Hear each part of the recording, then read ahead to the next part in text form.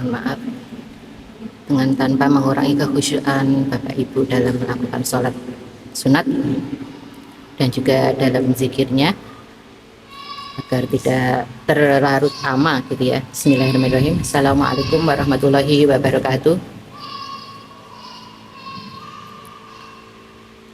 Assalatu wassalamu ala asrafil anbiya'i wal mursalin wa ala alihi wa ashabihi ajma'in.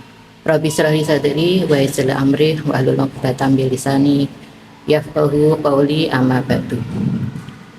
Puja dan puji syukur kita haturkan kehadirat ilahi Rabbi, sehingga dengan rahmat dan barokahnya kita dapat berkumpul pada sholat malam hari ini, sholat isya sekaligus tarawih, dan pada jamaah tarawih untuk malam yang puasa yang ke-25 ya.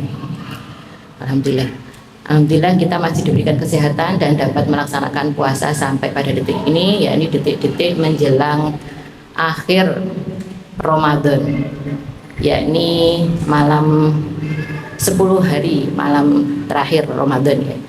Dan Bapak Ibu sekalian sudah mengambil program-program iktikaf ya. Ada yang ikut iktikaf di Masjid Walidah Dahlan mungkin ya. Ada yang mengambil iktikaf di masjid yang lainnya. Untuk malam kali ini sebenarnya sudah yang seperti yang saya janjikan ya, dulu waktu sholat subuh kita ada pertemuan 5 kali pertemuan dengan tema tentang fikih perempuan. Nah, pada kali ini saya sebenarnya ingin menjanjikan tentang disabilitas. Cuman materi disabilitas sudah disampaikan ya oleh dosen saya di UIN, yakni Ibu Rofah, di pertemuan beberapa minggu yang lalu sepertinya, karena kami juga berkoordinasi. Maka malam hari ini tema yang akan saya ambil adalah generasi sandwich ya. Namun sebelum saya sampaikan materi tentang generasi sandwich, sedikit saya sampaikan tentang ini agar ini tambah pengetahuan aja ya. Mungkin tapi Bapak Ibu sekalian sudah mengetahui ya. Tadi alhamdulillah saya di samping saya ada Mbak Solihah yang menegur Al-Quran saya letakkan di bawah, kemudian beliau menyampaikan, Ibu izin saya letakkan di atas. Nah ini konteksnya, kenapa kok saya meletakkan Al-Quran berani di bawah atau di lantai? Karena pandangan dari Muhammadiyah sendiri tidak ada yang, dan juga MUI ya, saya melihat kan ada beberapa ulama ya yang menyampaikan di situ, ada dari pandangan Muhammadiyah, MUI, dan Nahdlatul Ulama, tidak ada yang menyampaikan bahwa hukum Al-Quran diletakkan di lantai itu haram. Cuman bagaimana adab kita terhadap Al-Quran itu adab yang baik. Ketika lantai itu bersih, di atas sajadah, insya Allah tidak masalah. Kita tidak ada niat untuk menganiaya Al-Quran atau untuk menjelek-jelekkan atau yang lainnya gitu. Hakikat Al-Quran sendiri, sebenarnya Al-Quran ini sendiri ya, dulu waktu turunnya sendiri Rasulullah tidak langsung dari Allah. Apakah datang Al-Quran kepada Rasulullah? Coba ibu bapak sekalian mungkin bisa mengingat ya, Al-Quran diturunkan bertahap dengan melalui malaikat Jibril ya. Ada yang lewat Gua Hira, ada yang melalui mimpi dan lainnya, dan itu disampaikan pelan-pelan dari 1 ayat, 2 ayat, 1 surat, 2 surat, baru sekian tahun setelah 7 abad Masehi, 7 Masehi, barulah dibukukan pada masa kekhalifahan siapa Bapak Ibu? Abu Bakar dan Utsman. Itu baru ada Al-Quran dibukukan. Karena untuk apa? Untuk menjaga agar ingatan manusia itu terjaga. Karena dikhawatirkan Al-Quran itu tidak, urutannya tidak sama atau hilang keingatannya. Maka hakikat Al-Quran dalam Al-Quran bagaimana kita memaknai Al-Quran itu secara kontekstual, memaknai dengan mengamalkan. Oke, kita membaca Al-Quran sampai berjus-jus ya saat bulan Ramadan, tapi bagaimana dengan mengamalkannya? Kiai Haji Ahmad Dahlan sendiri mengajarkan santrinya surat Al-Ma'un dan surat Al-Asr itu sampai berulang-ulang, bahkan berpuluh kali, sampai santrinya bertanya, wahai Kiai, kenapa kok surat ini diulang-ulang terus? Surat Al-Ma'un ini kok diulang-ulang terus? Ditanya seperti itu. Apakah kamu sudah mempraktekannya, mengamalkannya? Itu pertanyaan Kiai Haji Ahmad Dahlan. Kemudian para santrinya menjawab, oh ya belum, hafal sampai luar kepala tapi belum praktekkan. Kemudian Pak Kiai Haji Ahmad Dahlan meminta santrinya bertebaran di Jalan Malioboro, diminta untuk memanggil anak jalanan, yang kesehatan jiwanya gelandangan, dikumpulkan di masjid gede, dimandikan, dibersihkan, digantikan baju, diajari baca tulis. Nah, ini baru menerapkan surat Al-Maun, ara'aita ladzi yukadzibu biddin fadzalika ladzi yad'ul yatim. Jadi ketika kita sudah sampai action mempraktekkan ayat Al-Quran, itu baru kita memaknai Al-Quran. Tidak sekedar membaca dan menghafal, tapi bagaimana kita bisa action mengamalkannya. Itu baru kita betul-betul bisa memaknai Al-Quran. Itu intermezzo ya. Tapi malam ini saya akan menyampaikan tentang generasi sandwich. Apa sih generasi sandwich itu? Jadi generasi sandwich itu adalah usia-usia di antara usia 30 sampai 50 tahun, termasuk saya. Nah, generasi sandwich itu Bapak Ibu mungkin mengerti ya, apa sih sandwich itu? Ya, ada isinya apa aja Bapak Ibu sekalian? Ada roti, ada telurnya, ada dagingnya, ada apa lagi? Sayurannya, ada tomatnya misalnya ya. Kemudian ada lapisannya, jadi di bawah dan di atas ada roti, di bawah dan di atas juga kadang ada kejunya. Ditutup, dimakan, digigitnya, betul Bapak Ibu. Enak sekali. Nah, itulah generasi sandwich. Apa-apa dipepet gitu ya. Jadi generasi sandwich itu adalah generasi yang mengurusi 3 generasi. Yakni dia harus mengurus dirinya sendiri, anaknya, keluarga inti, dan juga orang tuanya. Inilah generasi sandwich. Mungkin Bapak Ibu sekalian di sini ada yang menjadi pada masa itu, pada masa generasi sandwich generation. Yakni ketika kita harus mengalami ya mengelola agar keluarga kita tetap ya Bapak Ibu anak mencapai keluarga sakinah mawaddah warahmah.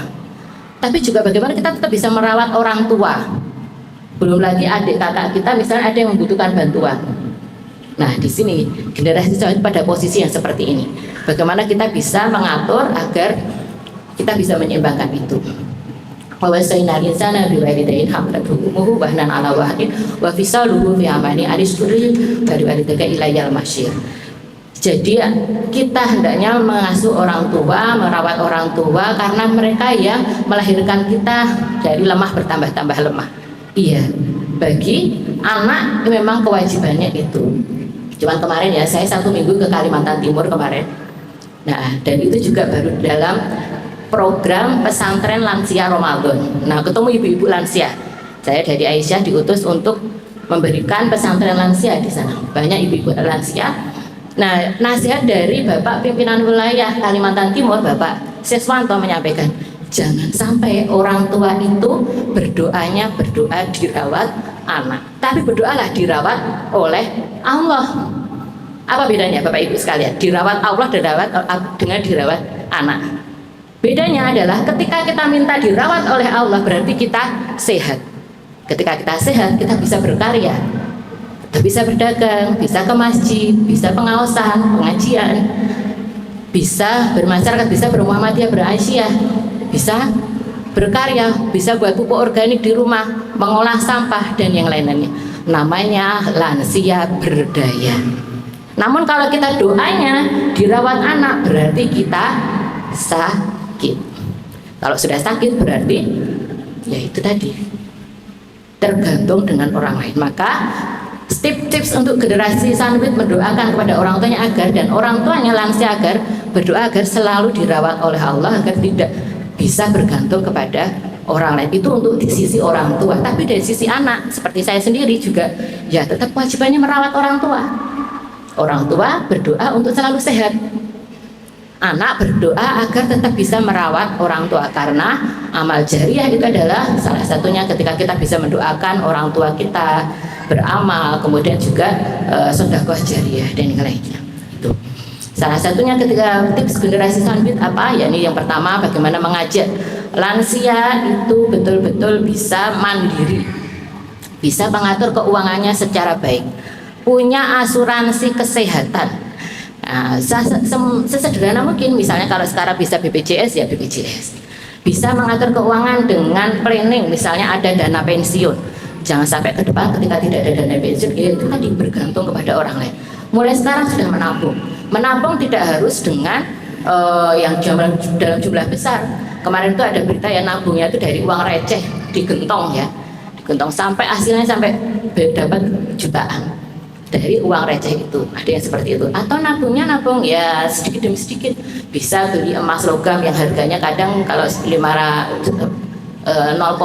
gram itu bisa 100.000 atau 50.000 gitu ya. Jadi pelan-pelan menabung. Ketika hari tua kita sudah punya tabungan, tidak kemudian bergantung kepada anak kita.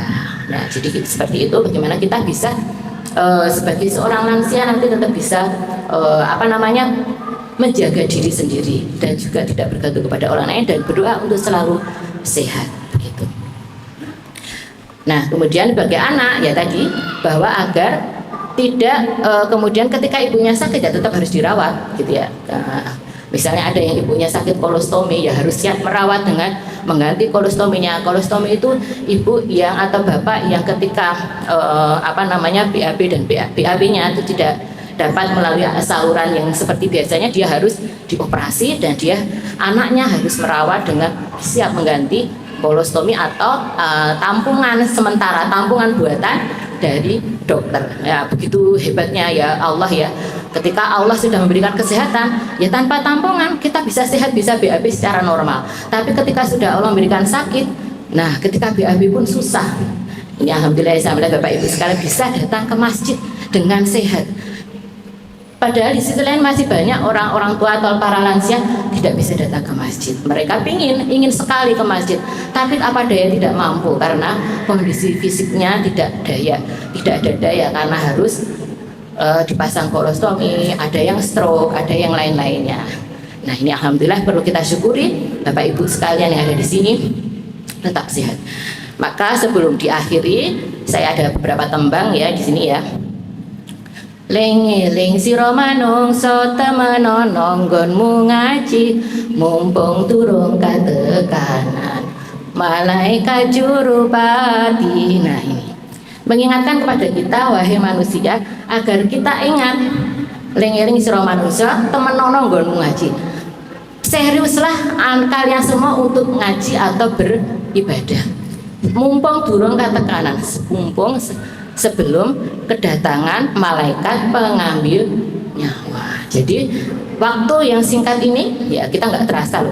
Bapak Ibu sekarang usianya berapa? Mungkin ada yang 50, ada yang 90, ada yang 80 mungkin ya. Atau ada yang masih 20. Coba kita ingat Rasulullah meninggal usia berapa Bapak Ibu? 63 tahun. Kalau yang ada sampai 70 tahun sampai detik ini 80 tahun berarti bonus, mendapatkan bonus dari Allah. Untuk itu bonus ini harus kita manfaatkan sebaik-baiknya untuk persiapan kita sewaktu-waktu kita. Ketika kita dipanggil kita tidak bisa menolak. Nanti dulu malaikat aku belum siap. Tidak bisa seperti itu. Karena kalau sudah malaikat sudah menetapkan kamu sekarang, ya kita tidak ada daya, pasrah begitu. Sekarang usia saya misalnya 47. Cita-cita saya meninggal. Nah misalnya Bapak Ibu kalau misalnya cita-cita meninggal usia berapa kira-kira? Nah, kalau usianya cita-cita meninggal dengan Rasulullah 63, berarti 63 saya kurangi 47, kira-kira usia saya berapa? Ya, kurang lebih 13 tahunan ya saya. Nah, usia 8 tahun, 13 tahun, 20 tahun, apakah kita sudah siap? Ketika kita punya cita-cita akhir hayat, insya Allah husnul khotimah nopo suul khotimah Bapak Ibu? Husnul khotimah insya Allah. Nah ketika kita ingin husnul khotimah, waktu yang diberikan Allah dari 8 tahun, 9 tahun, 14 tahun untuk menuju ke sana. Kalau kita ingin sama dengan Rasulullah, maka kita persiapkan dengan baik-baik. Prosedulur podo elingo nggonmu urip ning alam donya, temenono nggonmu ngaji tembe mburi ben ora rugi. Elingo yen katimbalan yen wis wanci raleh wakilan dijujuke jero guwa tanpa bantal tanpa kloso. Nah ini kalau sudah wancinya tidak boleh diwakili anakku wae sing wis siap, aku durung siap ya Allah, tidak bisa. Kalau sudah wanci tidak bisa diwakili. Maka kita temannya itu apa? Dijujukin jeruk buah. Tidak ada teman yang mewakili, yang menemani bantal. Apa kita bawa bantal? Tidak bawa bantal. kloso, apakah kita bawa tikar? Tidak ada. Yang menemani siapa? Apa Bu? Pak? Kain mori 3 lembar. Nah ini yang harus kita siapkan. Untuk itu marilah kita siapkan waktu yang mungkin tidak terasa singkat ya. Kayaknya kemarin kita baru usia SD, sekarang sudah bekerja, nggak terasa ya ternyata waktu 47 tahun ini ternyata sudah kita lampaui. Untuk itu marilah kita benar-benar mengamalkan waktu sesingkat ini dengan amal ibadah dengan yang sebaik-baiknya. Wabillahi taufiq wal hidayah. Wassalamualaikum warahmatullahi wabarakatuh.